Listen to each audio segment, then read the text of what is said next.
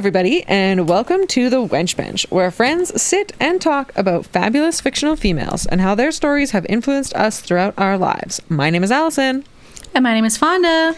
And today, Fonda is going to be talking about Lucy MaClean from the Fallout TV show. Yes! It's a long time coming, but it is. Very excited. It is. And here's the thing. This is the second time we're going to be recording this episode. But last time we recorded it, I hadn't seen it. And so now I have. So now I have more things to say. But you guys don't know all of the other things that I said because it got lost. It's unfortunate. It's an unfortunate series of events. We lost 2 episodes. If you're wondering why it has been so long since we've released an episode, it's because life is extremely busy and we didn't have time to re-record 2 entire episodes. No, we did not. Though effort was made, I will say. I had attempted, because Alison's lines were perfectly fine, but for some reason, my audio part of the files were corrupted, and so I'm trying to attempt re-recording and like, how did I sound? What was Alison? It was a gong show, so we decided this is what we're doing now. Yeah, we tried to salvage it and it failed. It failed, but an effort was made. You know, here we are now. Welcome back.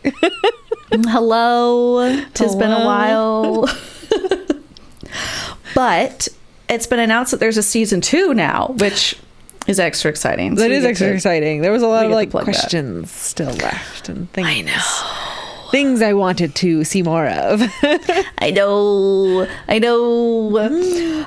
So TLDR of, I just heard a sneeze. I hope you saved this little bit. Yeah. Background sneeze. Anyways, so quickly, a little bit of information about Lucy MaClean. She has become one of the most talked about characters in recent TV history. And here's like the twist about it. So I'm coming in at this discussion as someone who's never played the Fallout games. Alison, have you played them? I have not. No. Okay. I'm kind of tempted now. Nick had tried to play them a while ago. Like a long time ago when they were kind of first coming out. Mm-hmm. And then he realized that you can actually just pick up everything and you don't need to pick up everything. And so his backpack got really full and it was like frustrating because he's like, well, no, you're supposed to pick up all the stuff in video games that you can pick up. And that's not true. Not so at he all. had like a million forks and plates and shit. And then he's never tried to play them again. But I am tempted. I'm tempted to pick it up and kind of explore a little bit more in this world. Yeah. I heard, that's not the word. I heard a lot of people talk about New Vegas, that game being the one people really like the most. Yeah, that's probably where we'd hop in because we have just our console systems. Mm-hmm. That'd probably be... Can't go back that far. Yeah, you can't go back too far. There's a point where it just says no.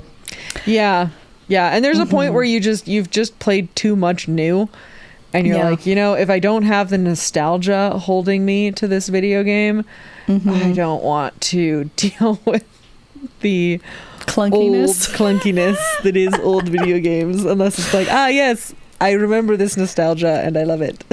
You love it for this reason.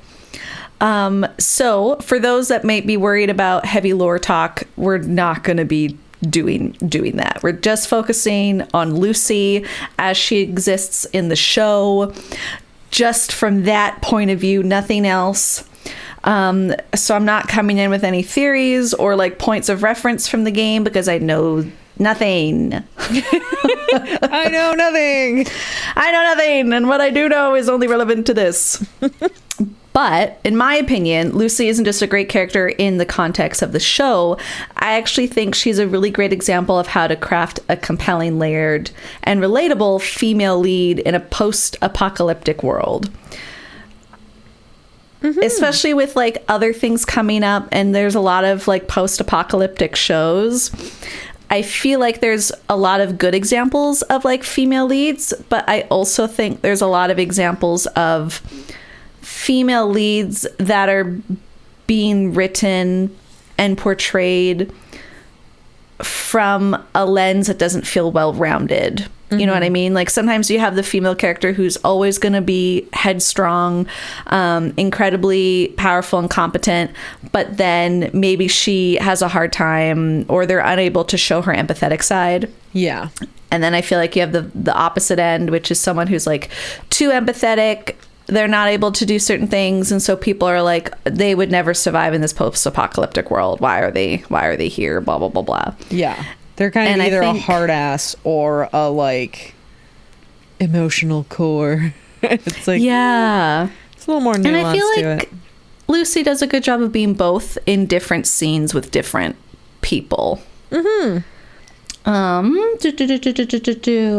general information about the Fallout world as it is for the show specifically, just for some context before we talk about Lucy. So the Fallout TV series is about the aftermath of a nuclear war that destroyed civilization on Earth. The show is set in an alternate history where nuclear technology led to a retro-futuristic society. The plot of the series has it begin 200 years after this war, when the remaining humans live in what's called fallout shelters. Though you find out that's not the case. There's actually a lot of people living on the surface of the world that never went into these shelters. But the sheltered humans are unaware of the harsh conditions on the surface, where radiation mutated people who now live in a lawless society. With also weird, really weird social groups. Yeah. Yeah. And the coin system is bottle caps. Which I think is a funny and also kind of like neat thing of being like, what would have survived? Yeah. That people probably drank a lot. It's like beer, pop bottle caps, like that kind of thing. They're coin shaped. They're small enough to fit in your pockets. Like, yeah. You can maybe have it be like the Coca-Cola ones are worth $5 and then the other ones are worth less because they'll have the brand on it. I don't know. The setting, the series takes place in like a 1950s aesthetic. So that's like kind of like the whole vibe. Technology is very like related to that. Chunky looking computers, that kind of thing. And the world is divided between the sheltered humans and the surface dwellers. And most of the sheltered humans are very naive to how the world should run and what they meet up above. And then the surface dwellers, of course, don't really understand some of the things that the sheltered ones in the Fallout shelters kind of do and deal with, which makes like an interesting contention in the show of like how they understand and don't understand each other. Yeah. Before I get into talking about like the complexity and depth that is Lucy, Alison, how would you have rated the show? Just like up top. I loved it. I'd give it like five stars. 5 stars. Yeah, I loved it. I had a great time. I thought it was a good blend of like storytelling and then like action sequences. I thought the effects were great. The like characters all were unique and compelling in their own ways. All those yeah, I had a great time. I also thought that it was really punchy, which I love from my TV shows, as I've complained about multiple times on this podcast. I hate shows that drag things out just for the like, just for the point of like dragging them out. It's like, well, we need 12 episodes. It's like, well, this is a 6-episode story. Whereas I felt like they packed a lot of information in. I found myself like excited to watch the next episode and excited to learn more. Which is like, kind of, yeah, all you can really ask of TV. Takes you out of it for a little while and you have a good time. Yeah. I'll remember when you and Nick were like, why does Fonda like this show? Because the dog got hurt. Yeah. I was shook. I was like, this has to get fixed. Like, I had faith that Fonda would not have enjoyed this show if anything had actually permanently happened to the dog. And so when something did happen to the dog, I was like, it's got to get fixed. Like, I knew. And it did. I know. I was ready to stop watching. I was like, if nothing good happens, this is it for me. Yeah.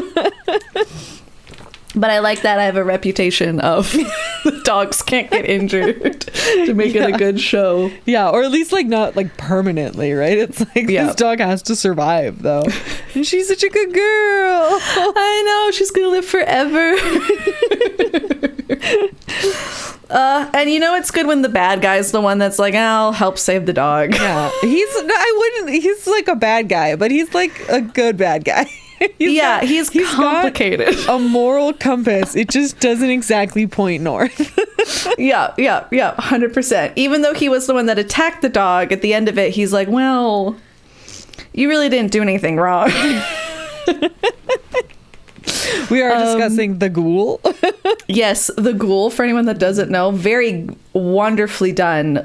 I could talk about the acting and the complicatedness of his character, because I think he was definitely one of the highlights for me, was The Ghoul and his life before he became... Agreed. He's a fascinating character. Right? I hope we know more. Yeah. Which we will. We have to. There's a season 2. We have to. Yeah. I'm excited to learn more. I know. We could have a watch party. Yeah. Yay. Anyways, so complexity and depth about Lucy. Mm-hmm. So from the moment she's introduced, again, in my opinion, we can tell that she's not just a one-dimensional character. She's a scavenger trying to survive in a brutal wasteland, but she's also carrying a bunch of emotional baggage throughout the show. It doesn't start right away, but she has a lot by the end of the show. Yeah. And she starts off having all these things. She's ready to go. She's leaving her vault, not necessarily because she wants to, but she's leaving her vault prepared to go off into a journey. And I feel like we as the audience sit well within the character of Lucy when you start watching the show. Because we don't know anything and we kind of like learn with her. So I feel like she's a very good character, at least for season 1, for people to explore the show who have never played the games. Yeah. One of the things that struck me is how the show doesn't shy away from showing her vulnerabilities, especially like her complex, naive ones, when she like has the best hope in everybody at first. She really does, and that puts her in a vulnerable situation a lot of the time.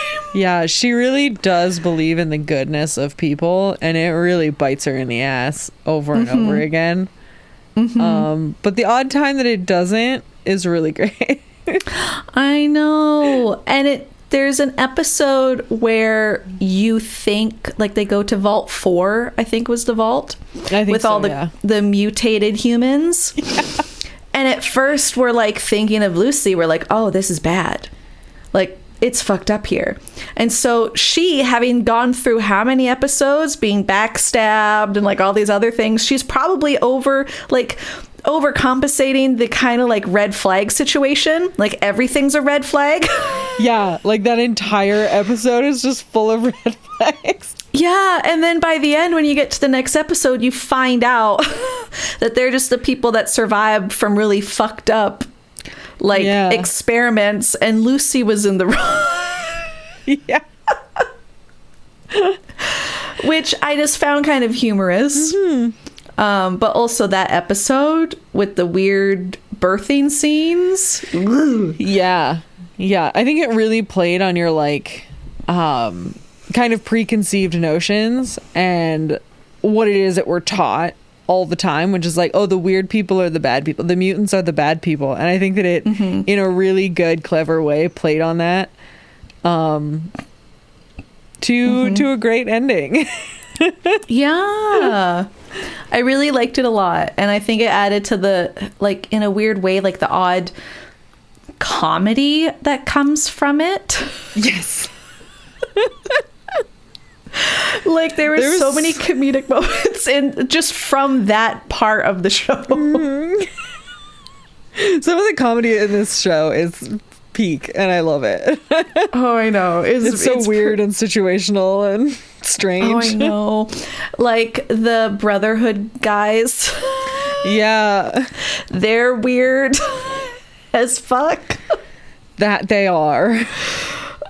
They're so odd. But it's just, I like exploring everything through her because I feel like as an audience, it does a good job with us learning how the world works and then also playing on our own assumptions to correct them and be like, just because this is a thing, wait to find out what's actually happening, just kind of like learning as you go through her. And I like that in general, the writers didn't spoon feed us her backstory. Yeah. Like, she has a lot of stuff that you find out as the show goes along.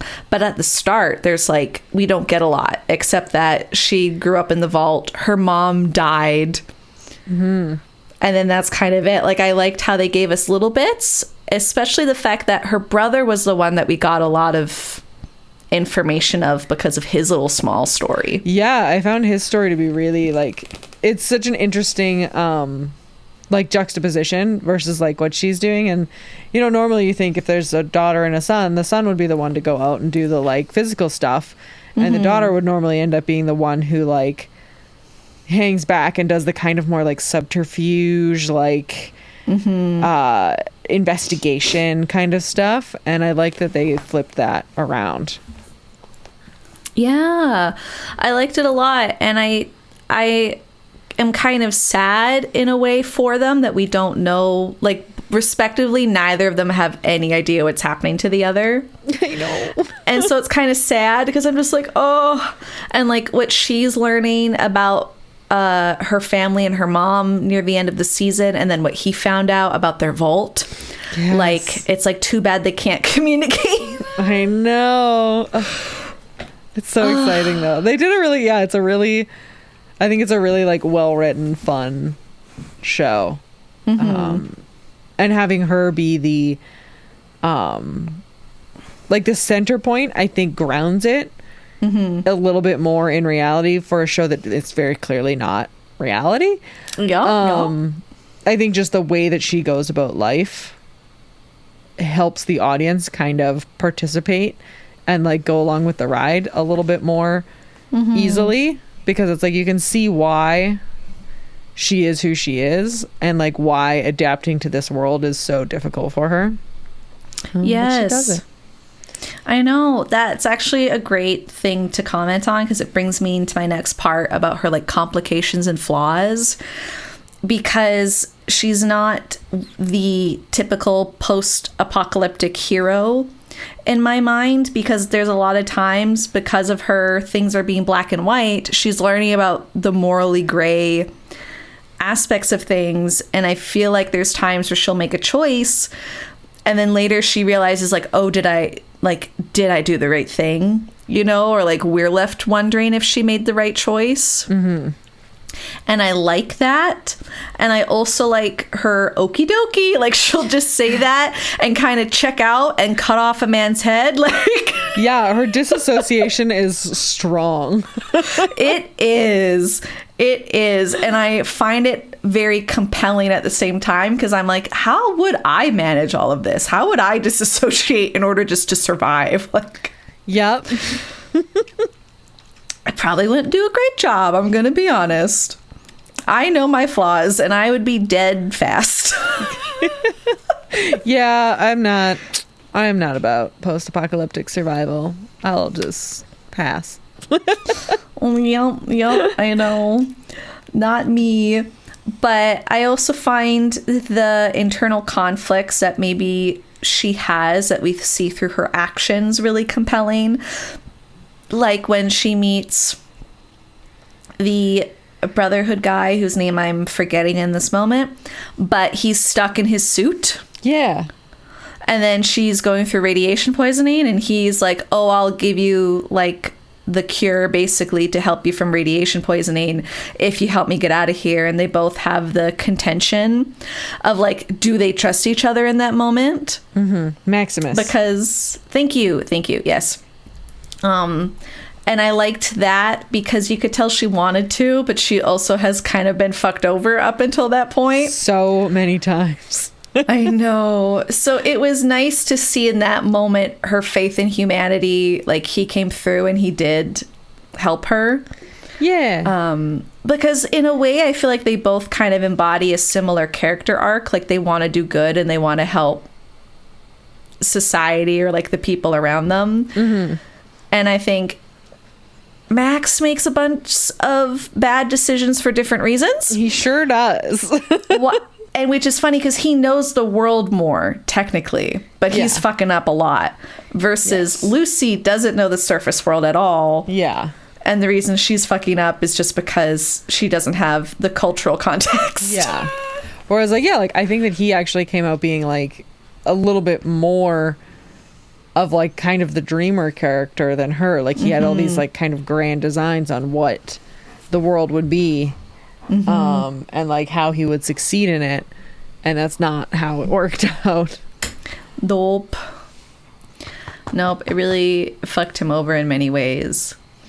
And I'm interested to see how her relationship with him is going to go in season 2. This isn't a spoiler safe zone, you should totally watch it, but for the context, they kind of left with very like ambiguous end off for them that I feel like it's going to lead to him misunderstanding things. Yeah. Because he fell unconscious. Yes. Because he did not get to participate or see what it was that occurred later. And yeah, she kind of there was a time frame. Yep. She had to make a choice. And she did. And she made did a choice, and now they're not together anymore. No, they're not. But I feel like the ghoul is going to be an interesting foil for Lucy as a character. I fucking love him so much. I know, he's so cool. I'm obsessed. He's so complicated. I know, everyone's just like, he doesn't have a nose, but... It doesn't matter. It doesn't matter. It's an energy, and he has it. It is. He does. He does. He's got a cowboy energy about him.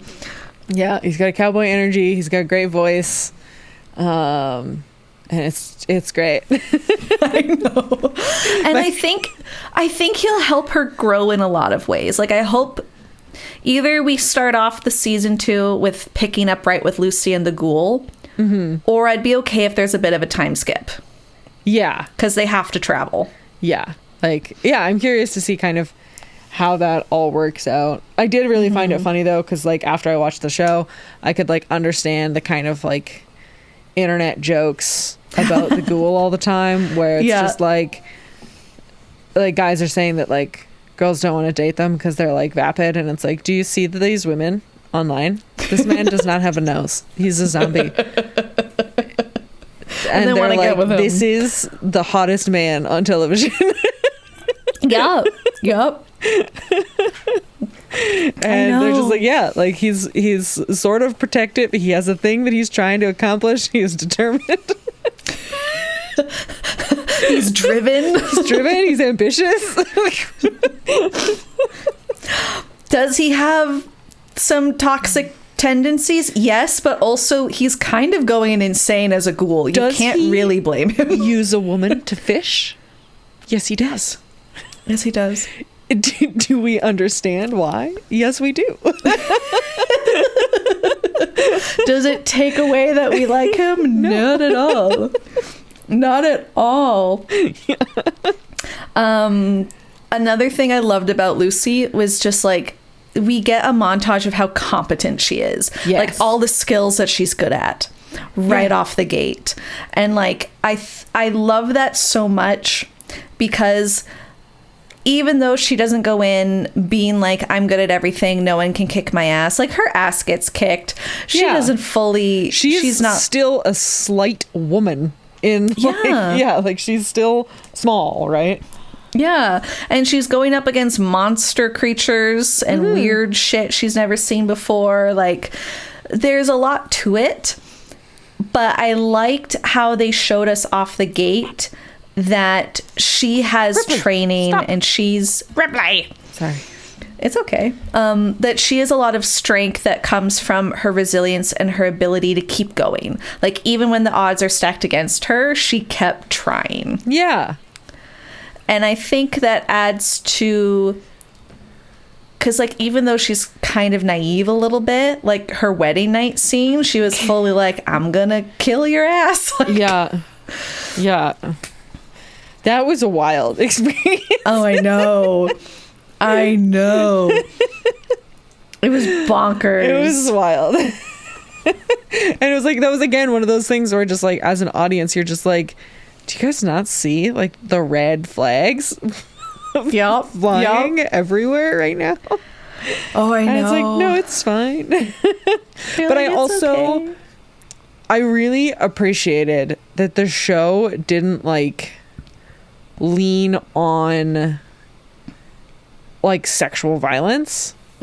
Like even in like those moments where it's like coercive and like not like, yeah, like it's not an honest exchange of like physical affection.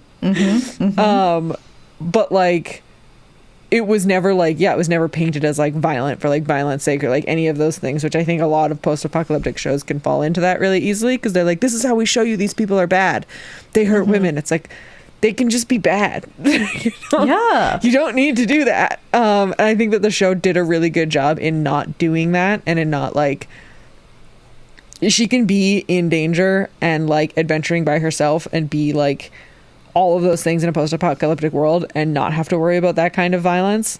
And I really appreciated that because it just made it a lot more like, in my opinion, it just made it like a lot more accessible and a lot more enjoyable of a show. I agree. I liked feeling afraid for the different reasons. Yeah. As a human, not being afraid for things as a woman, if that makes sense. Yes. 100%. Yeah. And I think, again, I think it also goes to the fact that for most of what I've heard about the games, the character you play is, unless I think it's changed within any newer of the games, but you're kind of being a guy for the most part. Like you play a male character as the default. And I remember everyone kind of before it came out be like, it's a, you know, it's like the grumbles of there being a female lead who's the one leaving the vault or whatever. Because we really need another post-apocalyptic show following a man who's after like rescuing his family. Like we haven't seen that a million times before. I know. It was nice to see a female character be like, I want to go save my dad. Yeah. That was a nice thing to see. Yeah. Not another dad saving his daughter or like another man finding his wife. Like, yeah. Boring. It was, I liked it. I think they did a good job making it feel different. There was a reason why she left and it wasn't her brother. You know what I mean? And like her brother's kind of, not that Lucy isn't smart, because I think she's actually pretty intelligent. There's a lot of things that you see that she knows how to do that it's because like of her training and being educated and just like, I feel like she's really good at like problem solving on the spot. Yeah. Versus, well, I think her brother, he plays the long game. And I liked seeing the two differences between them and that explaining why they were separated and other stuff. Because I feel like it highlights their strengths, which is why I also like Lucy a lot. Because it didn't feel like she also hated her brother. You know what I mean? Because I hate that when it's just like the siblings don't get along or they're competing for things. Yeah. I like that she also did it because she cared about her brother. She's like, she knew she was the one that had to do it. Yeah. And that was nice. And I just really liked her outside of the reasons you find out about her dad and her mom. She like has strong family values, which is nice to see. Because her strong family values didn't feel stereotypical that a show shows for females sometimes. Yeah, for a show that very much captures like 50s aesthetic, 50s and 60s aesthetic, it didn't fall into the trap of having like those gender norms pushed on the show either. Which was great. Yeah. I was just in general very pleased. Yeah. And then the other talking too fast, Fonda. The other reason why I think Lucy is wonderful is because as a character you want to cheer for her, Like, you want her to see the cross to finish line to save her dad, and then when you find stuff out about her father through the things her brother's learning about, you're like, ooh, I want her to get to the finish line to learn these things, to like you're rooting for her the whole time. And I think it's the reason you're rooting for her is because she feels very human, and like the mistakes she's making and how she's trying to figure things out, the fact that she keeps fighting, the like relationships she's making with people, because her relationship with Max was so funny. Like, when she's asking if he wants to have sex, he just says no, and she's like, okay, like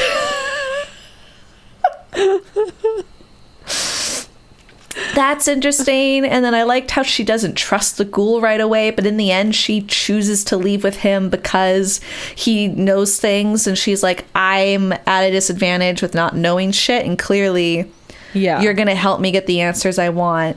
And so you're rooting for her this whole time, because I feel like they keep having us be able to see the world through Lucy, because we also want to know the shit that she wants to know. Yeah, right. And it's like, and the other people are who they are the ones who can inform her of what's going on. And I think that I'm excited for her relationship with the ghoul, because I think that both of them can kind of learn from each other as well. Like, I think that she can kind of reignite a bit of that like humanity in him, and kind of remind him a little bit that like not everything is shit, despite that being his entire life experience.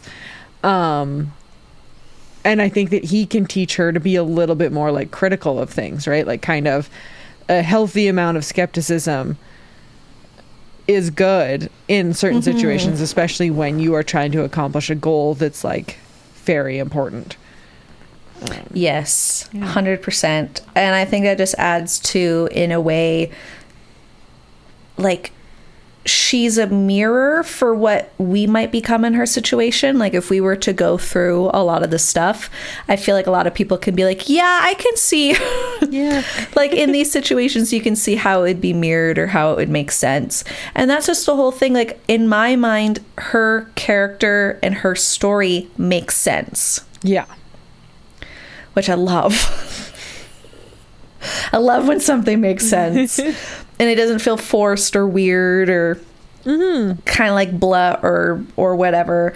And I think the dialogue, her expressions, the way her character evolves over the course of the season, and even just like Ella Purnell, I think she did a really good job of playing Lucy as a character. And I'm excited very much to see how she's going to evolve more in the show. And I kind of want to have more characters that are post-apocalyptic like her, because like you said, we get a lot of like male leads, and maybe season 2 of The Last of Us, I haven't seen it, but maybe that would be different, because I know how the game goes. And you become... Well, I've heard a lot of mixed reviews about The Last of Us, but that's one of those things that, like, I always take those with a grain of salt, because the internet is toxic. No one... And the second game already had a lot of mixed reviews anyways, because some people didn't like the character Laura Bailey played. That's neither here nor there in this moment. Boys hating on women characters? Never. I've never heard of this happening before in my life. What kind of alternate universe are you from, and can I join? I wish. We wish. But I just like, I want more, because I also just think they did the naive female trope different, if that makes sense. Yeah, it does. I think they did it in a way that you weren't fucking infuriated with her. Like, they didn't make her an idiot in order to make her naive. Which I think is a big trap that people fall into all the time, is that they're like, well, naivety equals stupidity. And it's like, no. No. Naivety equals lack of experience. It doesn't equal, like, I'm going to blatantly ignore this clear and present danger in front of me. And I think that, yeah, like at first, like giving that guy like the water and stuff like that, right? It's like she had no touchstones of how to exist in this world. And then you see her grow and learn throughout the show, but also not lose that, like, yeah, that inherent belief that humanity can be better. Yeah. And I love that shit. I'm a Star Trek girly at heart. I fucking love the belief that humans can do incredible, wonderful things when given the opportunity. I know. And when given, like, the role models and the viewpoint that, like, yeah, this is kind of like the nature versus nurture thing. Like your environment and the people that surround you are the ones that kind of like impact your view and how you believe things can go and whatnot. And as much as her dad was clearly shitty in the show, that you find out later, Yeah. I think he did obviously instill within her values that I think are going to come to a head, I hope. And like, he raised her, he is her dad. Yeah. And I think if anyone saw, they would be proud of her, but also the dad's got baggage and lied to his daughter. And so well, I think his very much like kind of his story, it's like you can be a good parent and a bad person at the same time. And those do not have to exist like those can exist like apart from one another. They can be the same thing. And like in a weird way, it reminds me there's like a saying or whatever going around online a bunch right now, which was to do with kind of like a little bit of the political climate going on, which I'm not going to get super into because that's not what this is about. But it's like a statement that's like, I followed God right out of the church. And it was just, yeah, it just has to do with like, she followed her father's teachings of like good people and all those things right out of this way of thinking that they were trying to instill in them. Like she followed it away from this indoctrination towards like enlightenment. And it's like, well, this is what you taught me to do. And then when I did it, you're mad at me for it. Like, so yeah, like I thought it was just it's just a really interesting story that they explored, and I'm excited to see a lot more of that. Same. Anyways, that's why I like Lucy. Yeah. Alison, before we end off the show, what are you excited about right now? Right now, I'm excited about the video game that upon recording just recently came out called Date Everything. Oh. Because of course I am. Of course Anybody you are. who's Pop listening to this show will obviously know I'm excited. Pop off about it. About a video game where I can date my microwave. Or your door. And yeah, definitely my door. I'm working on Dorian, okay? He's a long con in that video game. You gotta really work for it. He fucking... Yeah, he makes you work for it. I need to play it again now because I fucked up and I got Eddie and Volt, which are the two that are like your electricity panel. And they hated me, but that's like a really like difficult, apparently that's like one of the most difficult stories to like get a love ending or even a friendship ending in. Because it's extremely volatile and like a bunch of shit goes on with that storyline and it's very interesting, but I am excited to play it again. But I'm going to play through my first round and just kind of bomb around the house. I love the very complicated relationships. Like the hamper thinks that the dirty clothes are cheating on her with the hangers. And the washer and dryer had a torrid love affair. And they broke up and they still miss each other. And like... it's just so fucking dramatic and I love it. And just the voice actors are incredible. Specifically, I mentioned the microwave. That's Travis Willingham from Critical Role and a bunch of other things, obviously. And he plays like an 80s like sci-fi action hero named like something Nukem, like Duke Nukem, I think it is. Oh my gosh. And it's so funny. And yeah, some of the stuff, it's just so good. And so yeah, I've been running around finding all sorts of things to date, and just like the storylines are all hilarious, and it's been so fucking fun. It sounds like it. And yeah, almost every voice actor you can possibly imagine is in this video game, because there's like 102 dating objects, dateable objects. That's wild. All separately voiced. It sounds like some of the voice lines, some of the delivery, it's just like you can just picture how much fun they're having when they record these lines, because they're fucking wild. The toilet is a rapper. The trash can is like every book talk girlie's like horrible, like like I can fix him kind of character. Oh. You're just like, oh, it's just so like shitty. I just want him to like me because he treats me badly. And it's wild and it's super fun. I've been seeing people make little clips about it a lot, so I haven't played it, but I feel like I'm understanding through osmosis. I know, I'm getting like a lot of because of course like a lot of the ones that kind of you found out about early on are from some of the kind of like the more well-known voice actors, or some of like the more kind of hilarious ones. But even some of the like slightly different ones, like the bed is super cute. Like she's all like plus size and like very sultry, and she's just like, I'll see you tonight, and you're just like, oh, okay. Currently I'm trying to romance my nightmares. She is a horrifying beast with a snake, a horse, and a lion like torso, all down to like one set of hips, while also being covered in eyes and teeth. Oh, and she does give you nightmares that are genuinely creepy. But I also want her to love me.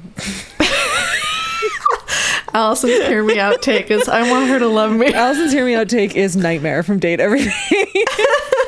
Especially because I found out that Darkness, which I was super excited about. Here's a quick spoiler, by the way, for Date Everything, for people listening. Skip ahead a little bit if you don't want to find out.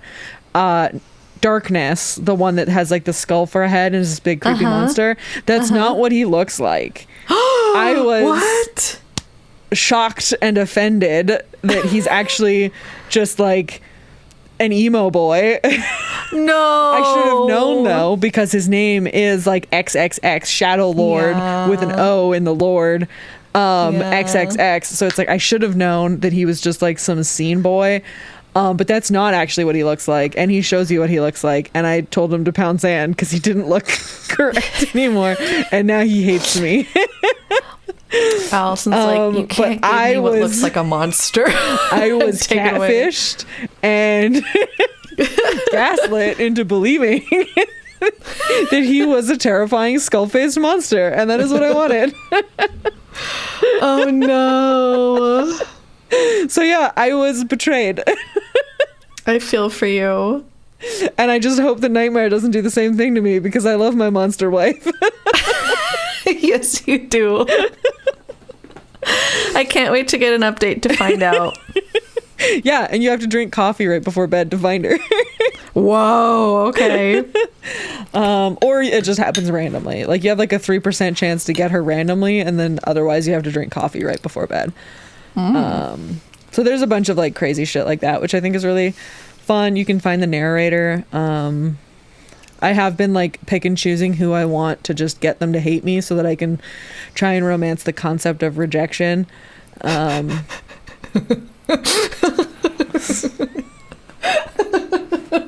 this isn't selling the game to you guys, you I don't know why you're here. Alice was like, this isn't new information. No. The kind of person she is. No. If you're shocked, go somewhere else. Yeah. But yeah, that's it. Aww. Oh no. Let me get up my thingy. Cause Take your time. I closed her script. Yeah, you're up. You say, so that's why I love. Oh no, we did that before. What? I don't know. It's been a long time. This has been why Fonda likes Lucy MaClean and Yay. why Alison wants to date everything. She's looking at her household objects in a whole new world. Yeah, what is this chair? What would you be like? Are you The supportive toolbox, enough? though. Anybody who played the game, you know what I'm talking about. I'll look it up later.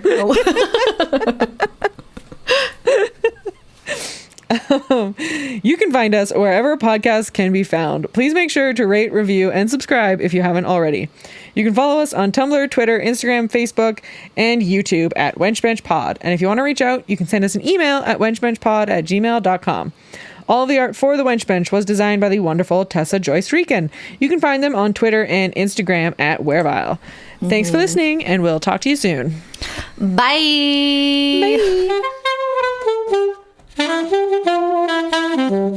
I hate it. Concept of rejection. I love it. We'll look it up right now. Do it.